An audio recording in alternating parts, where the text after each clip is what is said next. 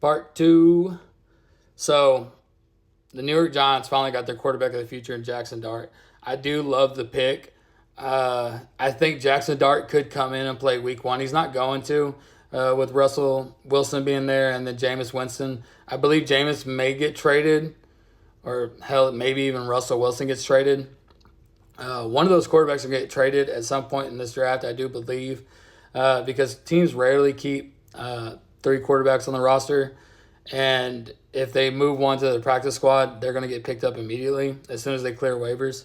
So Jackson Dart coming in, he's going to be QB2. I think by the end of the season, he'll be QB1. But it'll be good for him to be able to take some time, learn Daboll's system, and really mature into the offense. The Giants probably, in my opinion, have their quarterback for the next 10 to 15 years, which is what they needed after Eli. The Falcons taking James Pierce at 26. If you go back, and I really like to use Walter Football, they do really, really good mock drafts, especially years into the future.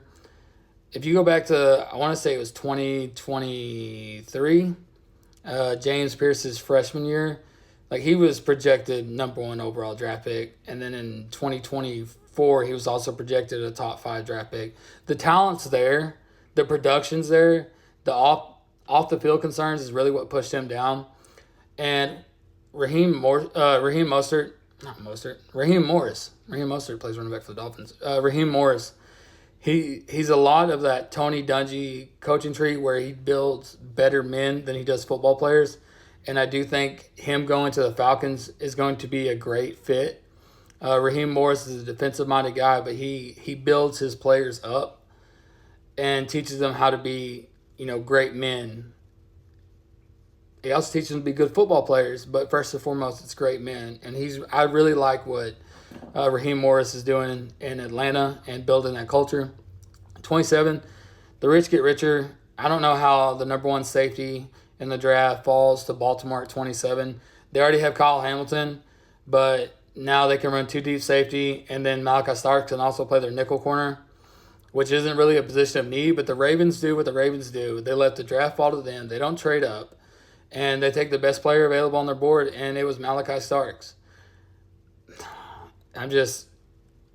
You're looking at having, if Malachi Starks performs the way he should perform, you're going to have Ed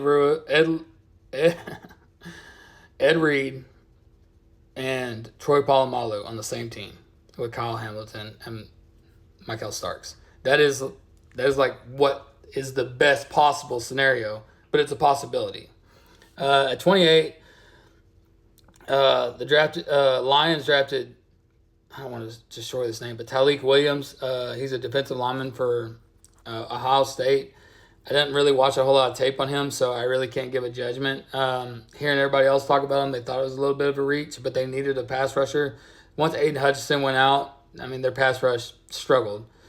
As a Vikings fan, I would have rather them went middle linebacker or outside linebacker, but them beefing up the D-line, especially with Minnesota beefing up their O-line, was probably a good pick. 29 was a reach for me. Josh Conley, offensive tackle out of Oregon. Washington was good, but not great on the offensive line side last year, but I had a 3rd-round grade on Conley. He struggles with his footwork, and yes, that can be fixed, but he's probably going to get switched to the right side, and they want him to play left. Look at Penei Sewell. When he was drafted, everybody thought, Hall of Fame left tackle. Well, Detroit's got a good left tackle. He went to play the right side. And it took him a year before he was really comfortable. So if he switches sides of the ball, or if he switches sides of the line, he's going to struggle. And Penei Sewell is a much better prospect than Josh Conley. So only time will tell, but I believe that was probably one of the bigger reaches in the first round. Number 30, I'm going to save for the last because it is my favorite draft pick of the entire draft. So at 31, back to the Ravens. Rich get richer. The Eagles got the best cover linebacker in the entire draft in Jahad Campbell out of Alabama. I don't know how Howie Roseman does it, but every year he somehow gets generational prospects that fall to him without him having to trade up. It's crazy. I don't understand it. If I didn't know better, I'd say it was rigged because, I mean, come on. They just won the freaking Super Bowl and they get the best linebacker in the draft. And he fits their defense perfectly. At 32, Josh Simmons, offensive tackle. I don't believe they had any really holes to fill outside of the offensive line. I personally probably would have went guard just in case Trey Smith does end up leaving. But offensive tackle from OSU. So, but let's go back to my favorite pick in the draft. And that was at number 30, the Buffalo Bills selected Maxwell Harrison, cornerback out of Kentucky.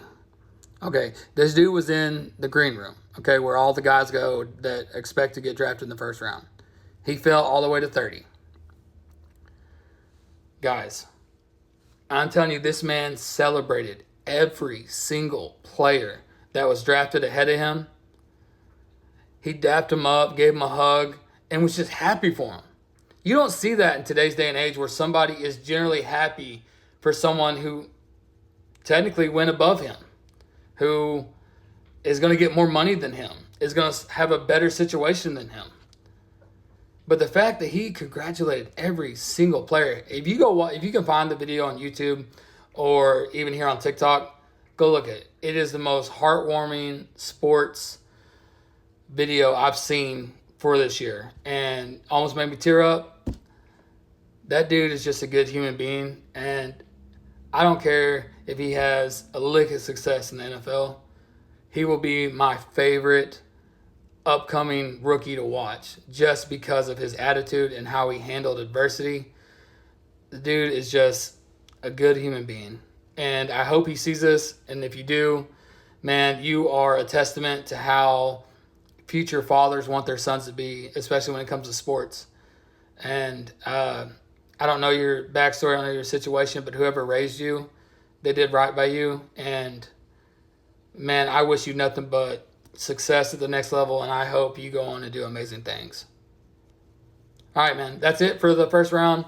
I will try to have a recap for the second and third round tonight, out tomorrow.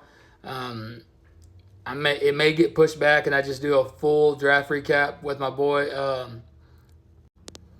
Mr. Who You Wit, who's also on TikTok. He's also on YouTube, also on Facebook. We're going to try to do a co-collab podcast, and I'll post it here on TikTok in obviously parts. Probably be an hour long podcast, so parts 1, 2, 3, 4, 5, and 6. Hopefully not that long. But go ahead and give him a follow if you find his account. As always, I appreciate the love, I appreciate the comments, the likes, the shares. Any little bit helps. I'm just starting to get back into this, and I'd like to see where it takes me. So, y'all have a good day. Stay blessed.